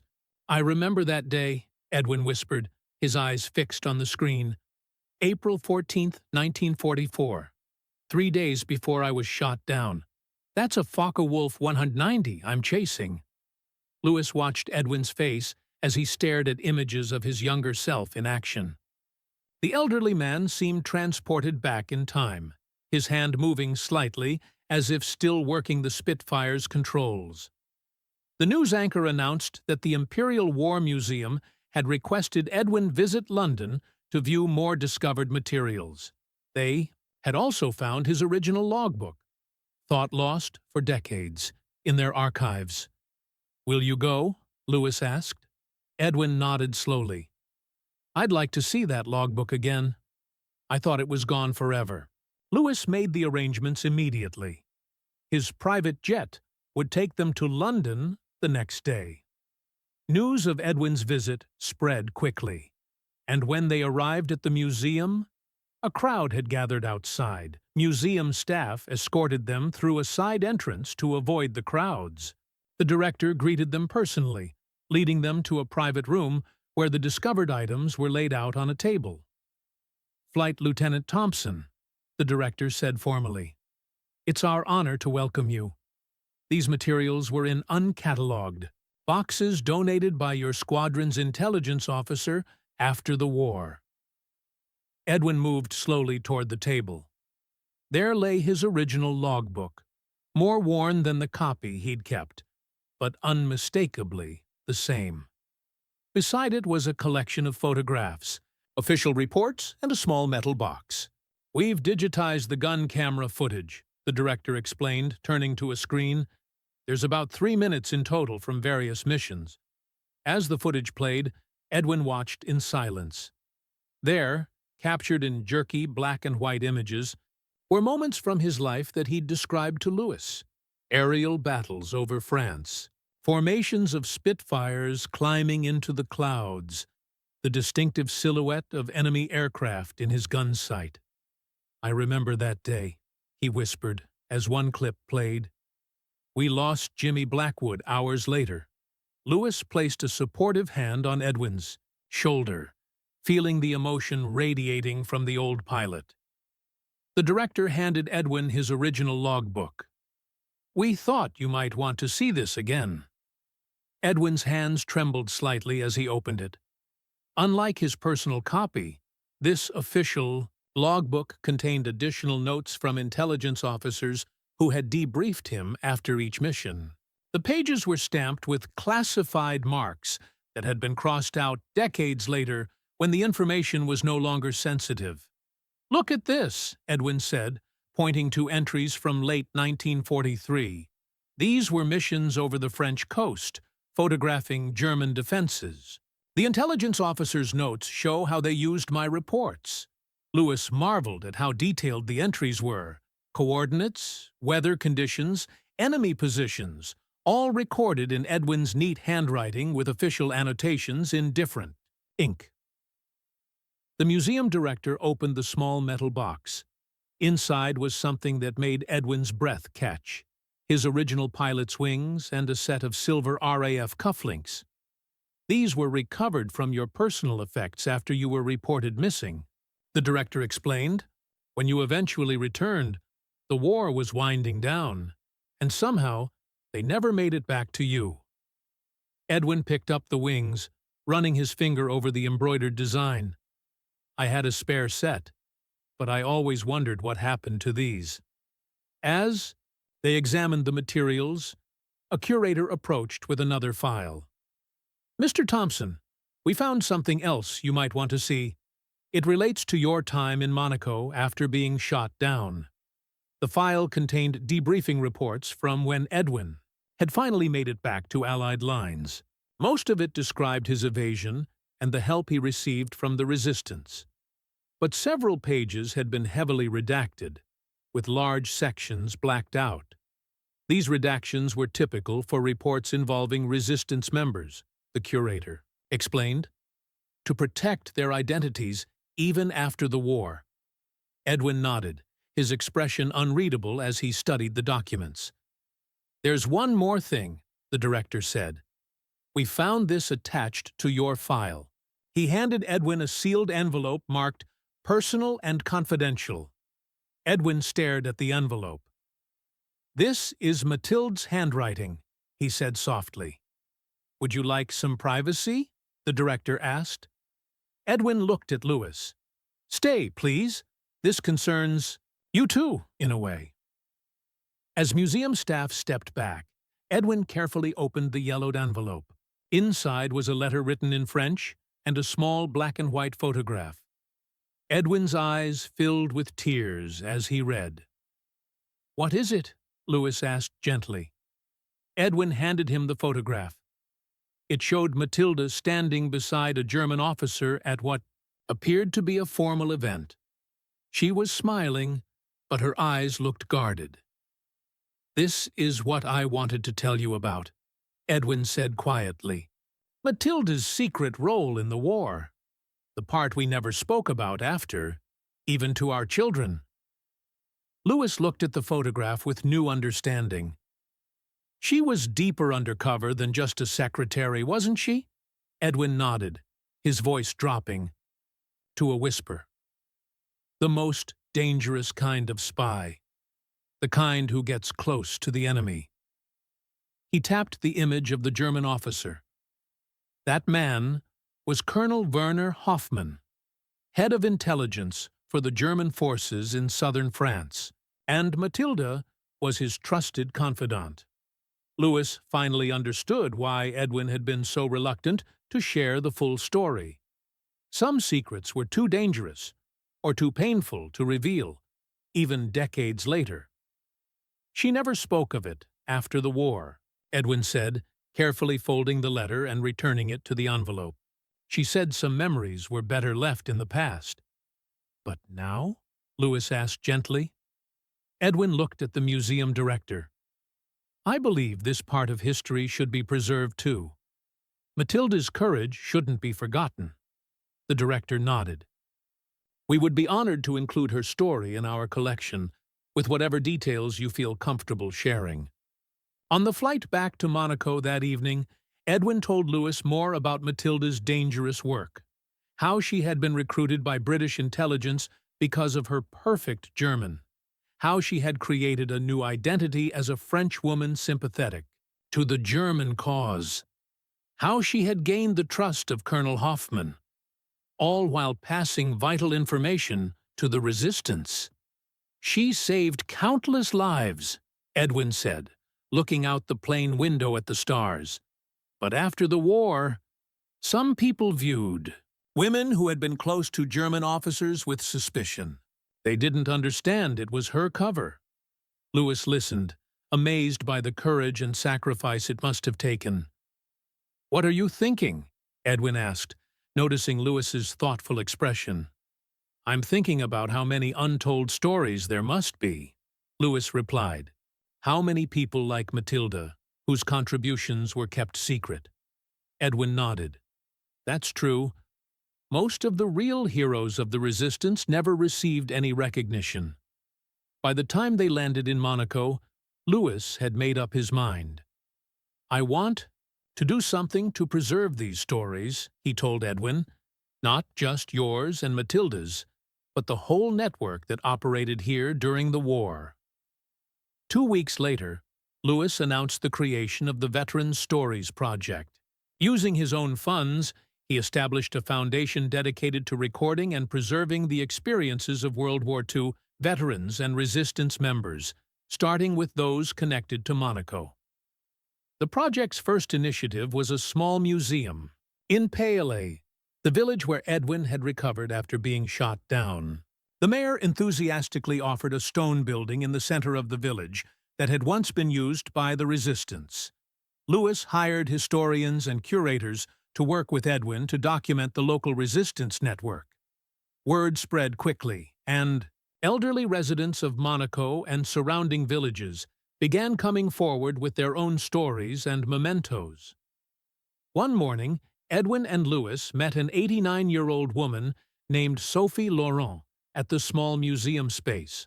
She had been just 14 when the war came to Monaco. "I carried messages for the resistance," she told them, her eyes bright with memories. "The Germans never suspected a schoolgirl." She pointed to a spot on Edwin's hand-drawn map of escape routes. "My family's farm was here. We hid 7 Allied airmen in our cellar at different times." Over the following weeks, more locals shared their stories. A fisherman whose father had saved 2 American pilots from the sea. A former hotel worker who had smuggled radio parts in laundry baskets. A retired postman whose mother had encoded messages in ordinary letters. The museum began to take shape, with displays featuring photographs, maps, and personal items. Edwin's Spitfire pin held a place of honor, alongside a replica of Matilda's Legion of Honor medal. But the heart of the exhibition was the personal stories, videos of elderly residents describing their roles in the resistance. "I never thought anyone would care about these old tales," one 92-year-old man told Lewis after recording his memories. "These aren't just tales," Lewis replied. "This is history that shouldn't be forgotten." As summer turned to fall, Lewis balanced his racing schedule with visits to Monaco to check on the project's progress. During one such visit, he and Edwin spoke to a class of local school children who came to tour the museum. "Were you scared when you were flying?" a small girl with pigtails asked Edwin. Edwin considered her question seriously. "Yes, I was scared almost every time." "Then why did you keep doing it?" she asked. "Because there are things more important than fear," Edwin replied. "Protecting people you care about. Standing up for what's right. Those things matter more than being afraid." Lewis watched the children's faces as they listened. They seemed to understand the simple truth in Edwin's words. After the children left, Edwin turned to Lewis. "You know, that's what I've always admired about your racing. The willingness to push through fear." Lewis smiled. "It's not quite the same as what you did. Different circumstances. Same principle," Edwin insisted. "Fear isn't the enemy. Letting fear stop you is the enemy." That evening, they visited the stone bench overlooking Monaco, where Edwin had watched German ships during the war. The racetrack was visible below, along with the harbor now filled with luxury yachts instead of military vessels. "It's changed so much," Edwin said, gazing at the city lights. "Yet the mountains are exactly the same." Lewis took a photo of Edwin, sitting on the bench, the lights of Monaco twinkling below. Later, he posted it online with the caption, "Same view, different times." Edwin Thompson watched for German ships from this spot in 1944. Now he watches F1 cars race where history happened. The post generated renewed interest in the museum project. Journalists visited Valet to see the village that had sheltered the now famous pilot. Tourists began making the journey up from Monaco to visit the small exhibition. By November, the Veterans Stories Project had recorded interviews with 23 elderly residents who had connections to the wartime resistance. Their stories were compiled into a digital archive that would be shared with schools and museums worldwide. "This is becoming something important," Lewis told Edwin as they reviewed the project's progress. "Something that will outlast both of us." Edwin nodded, his eyes moist with emotion. Matilda would have approved. She always said the greatest tragedy would be if people forgot what happened here. As they walked through the nearly completed museum, Edwin stopped at a photo of his wife. "There's one more thing about Matilda," he said quietly. "Something I haven't told you yet." Lewis looked at him curiously. "What's that?" Edwin glanced around to ensure they were alone. "The letter she wrote to me while I was recovering in Pele, she mentioned a secret she was keeping. Something she couldn't tell me then in case I was captured." "Did she ever tell you what it was?" Lewis asked. Edwin's expression was unreadable. "Yes, after the war. But I've kept her confidence all these years." He took a deep breath. "I think it's time. People knew the whole truth, not just about her role as a spy, but about what she did that helped change the course of the war." Lewis could see the weight of this long-kept secret in Edwin's eyes. "What did she do?" Edwin glanced around the museum. "Not here. Come to my apartment. This evening. There's something I need to show you."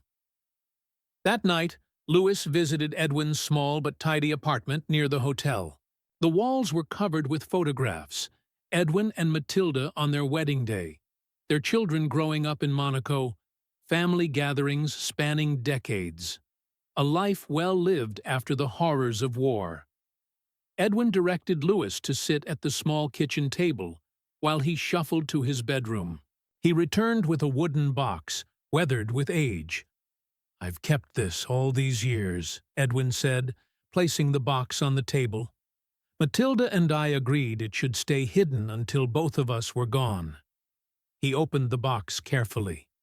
Inside lay a yellowed envelope and what appeared to be an old leather-bound journal. "When I was recovering in Valet, Matilda would visit me twice a week," Edwin explained. "On one visit, she brought this letter." He removed the envelope and held it reverently. "She told me not to open it unless something happened to her. It contained information too dangerous to share." "Did you read it?" Louis asked. Edwin nodded. "Not until after the war. When we were reunited, she told me I could open it, that the WWII danger had passed." He handed the letter to Louis. "I want you to read it, to understand what kind of woman she truly was." The letter was written in French. Edwin provided a translation as Louis examined the faded handwriting. "My dearest Edwin, if you are reading this, something has happened to me. I pray that you are safe, and that this nightmare of occupation will soon end. There is something I haven't told you about my work, something I couldn't risk you knowing in case you were captured and interrogated. I am not merely passing information about ship movements and troop numbers. For the past 8 months, I have been positioned as secretary to Colonel Werner Hoffmann, who heads German intelligence operations for southern France. The colonel has developed feelings for me. I have encouraged this attention, though it sickens me to do so. But it has given me access to the most closely guarded German secrets. Their plans for defending the Mediterranean coast against the invasion everyone knows will come. Yesterday, I took an enormous risk. The colonel invited me to his quarters for dinner. While he prepared drinks, I photographed documents from his safe, detailed defense plans for the coastal region from Toulon to the Italian border, the locations of every bunker, artillery emplacement, and minefield. I have passed these documents to our network. By the time you read this, they will be in Allied hands. If I am discovered, I will surely be executed as a spy. But if these documents help save even a few Allied lives when the invasion comes, it will be worth it. Know that I love you, my brave English pilot. If we cannot have our future together, I am content knowing we both fought for a world where others might live free. All my love, Matilda." Louis looked up from the letter, deeply moved. "She risked everything." "Yes," Edwin said quietly. "Those documents she stole were vital to planning Operation Dragoon, the Allied invasion of southern France in August 1944. They saved thousands of lives by identifying German defensive positions." He opened the journal.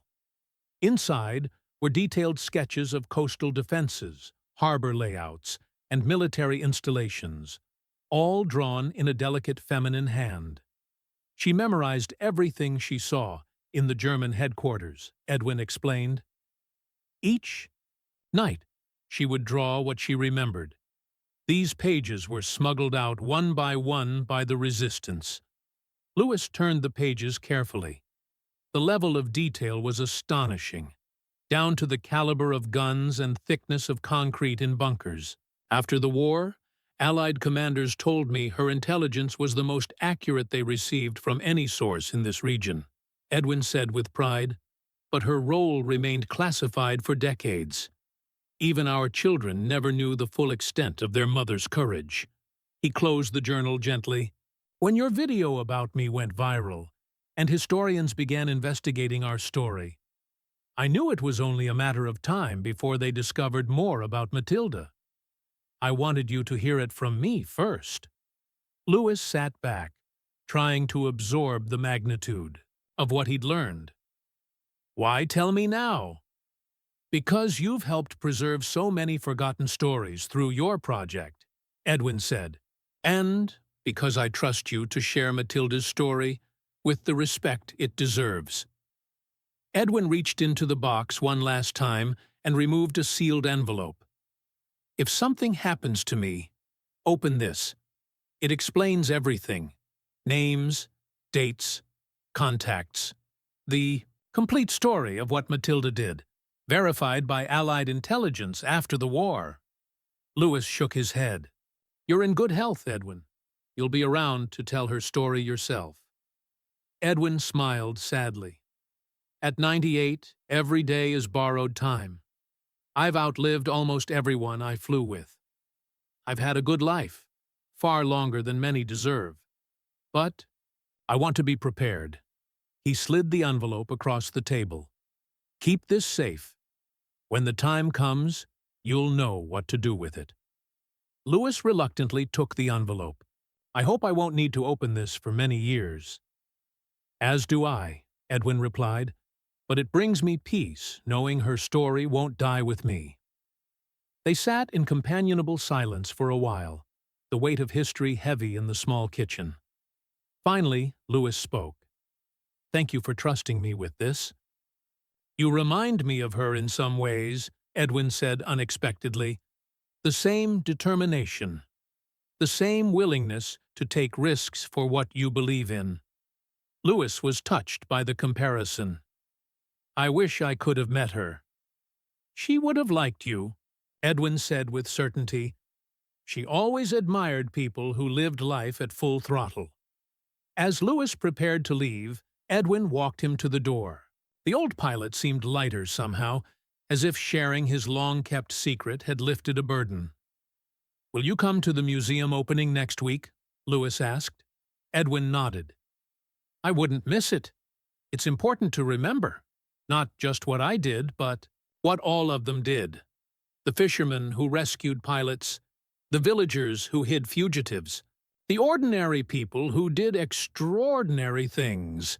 Louis left with the sealed envelope tucked safely in his jacket pocket. As he drove back to his hotel, he thought about courage in its many forms. The courage of a young pilot flying into enemy fire. The courage of a woman risking execution to spy on her occupiers.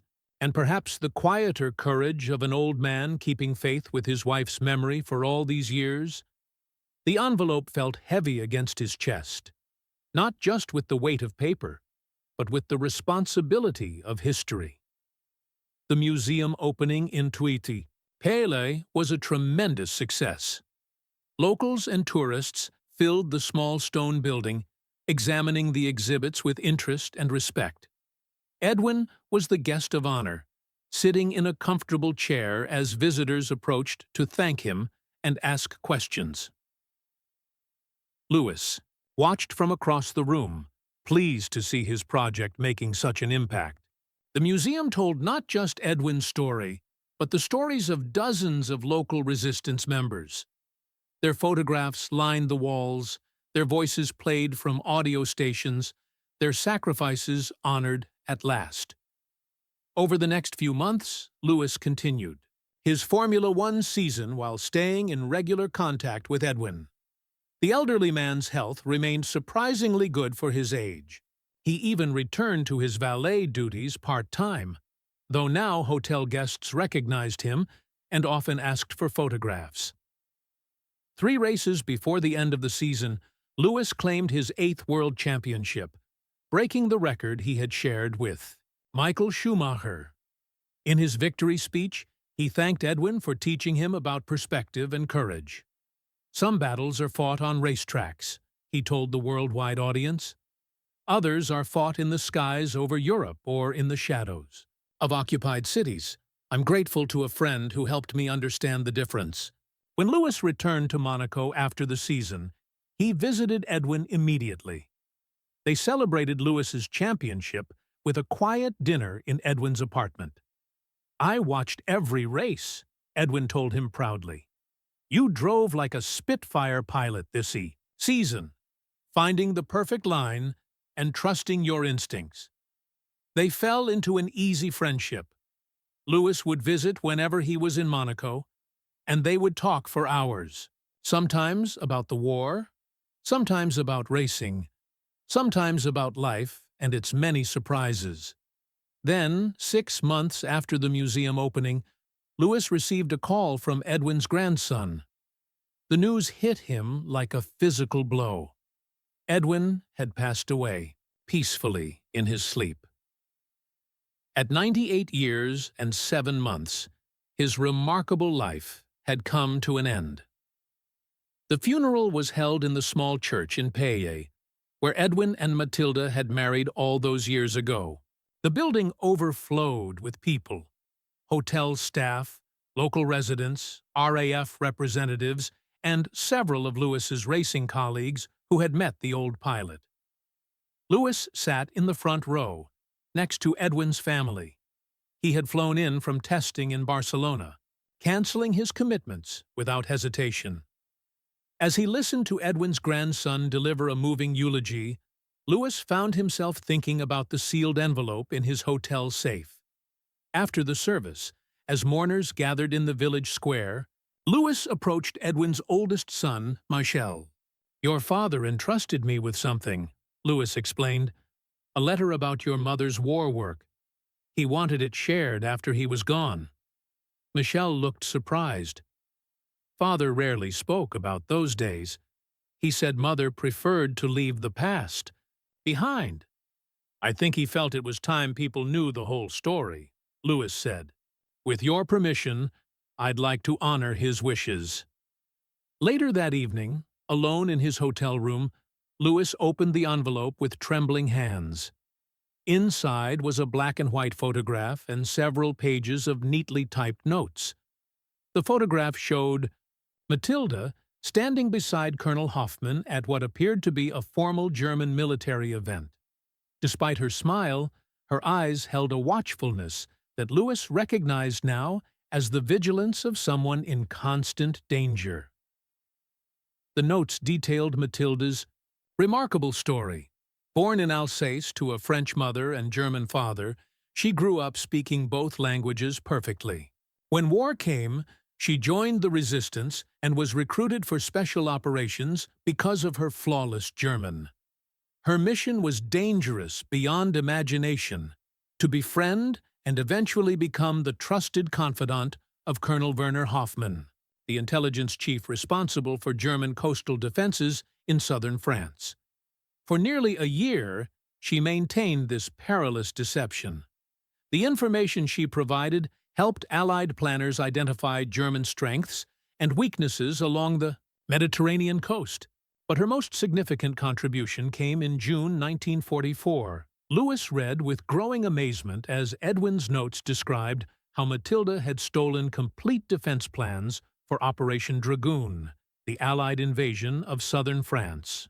These plans had been instrumental in saving thousands of lives during the August 1944 landings. After the war, Allied intelligence officers had interviewed Matilda extensively, but her role remained classified for decades. Edwin had included verification from military archives, proving the authenticity of the account. The final page was a personal note from Edwin to Louis. "Louis, if you're reading this, I've finally been reunited with my beloved Matilde. I entrust you with her story, because you understand that courage comes in many forms. Matilda never sought recognition. She believed she simply did what needed doing. But in today's world, where true heroism is often confused with celebrity, perhaps her example can remind people of what real courage looks like. Thank you for bringing an old pilot's stories to light, and for helping preserve the memory of those who fought in their own ways for a better world. Your friend, Edwin Louis, sat in silence, holding the evidence of extraordinary courage and a love that had survived war's darkest moments. He understood now why Edwin had chosen him to receive this story. Not because he was famous, but because Edwin believed he would honor it properly. The next day, with permission from Edwin's family and after consultation with historians and government authorities, Louis shared Matilda's story through his foundation's website. Once again, it went viral. The tale of the valet who flew Spitfires, the woman who risked everything for freedom, and the racing champion who brought their story to the world. When Louis returned to Monaco for the Grand Prix 3 weeks later, a small ceremony was held in the harbor area. A bronze plaque was unveiled, commemorating the local resistance network and specifically honoring Matilda Dubois-Thompson for her crucial intelligence work. Louis touched the plaque briefly before climbing into his car for the race. In his pocket was Edwin's silver Spitfire pin, a talisman connecting him to a generation that had faced far greater challenges than he ever would on a racetrack. As he drove through the famous streets of Monaco, Louis was acutely aware of racing through history. These same streets had once seen German troops marching, resistance members moving secretly in the shadows, and brave women like Matilda carrying deadly secrets with calm faces. Few of the cheering fans knew that the real story, the secret Edwin had protected all those years, was about a woman whose courage and sacrifice had helped shape the very freedom they now enjoyed. Her victory had been won decades before Lewis Hamilton was even born. As Louis took the checkered flag for his 5th Monaco win, he pointed skyward, a gesture usually meant for lost loved ones. Today, it was for Edwin and Matilda, finally reunited. Their extraordinary story now preserved for generations to come. We hope you enjoyed this tale of courage, friendship, and the importance of preserving history. Where are you listening from today? We'd love to know which part of the world this story reached. If you enjoyed this video, please hit the like button and subscribe to our channel for more such interesting stories. We share new content regularly that aims to inspire, educate, and entertain. Don't forget to share this video with friends and family who might appreciate it. Spreading these stories helps keep important historical memories alive and reminds us all of the courage of previous generations. Thank you for listening, and we'll see you in the next video.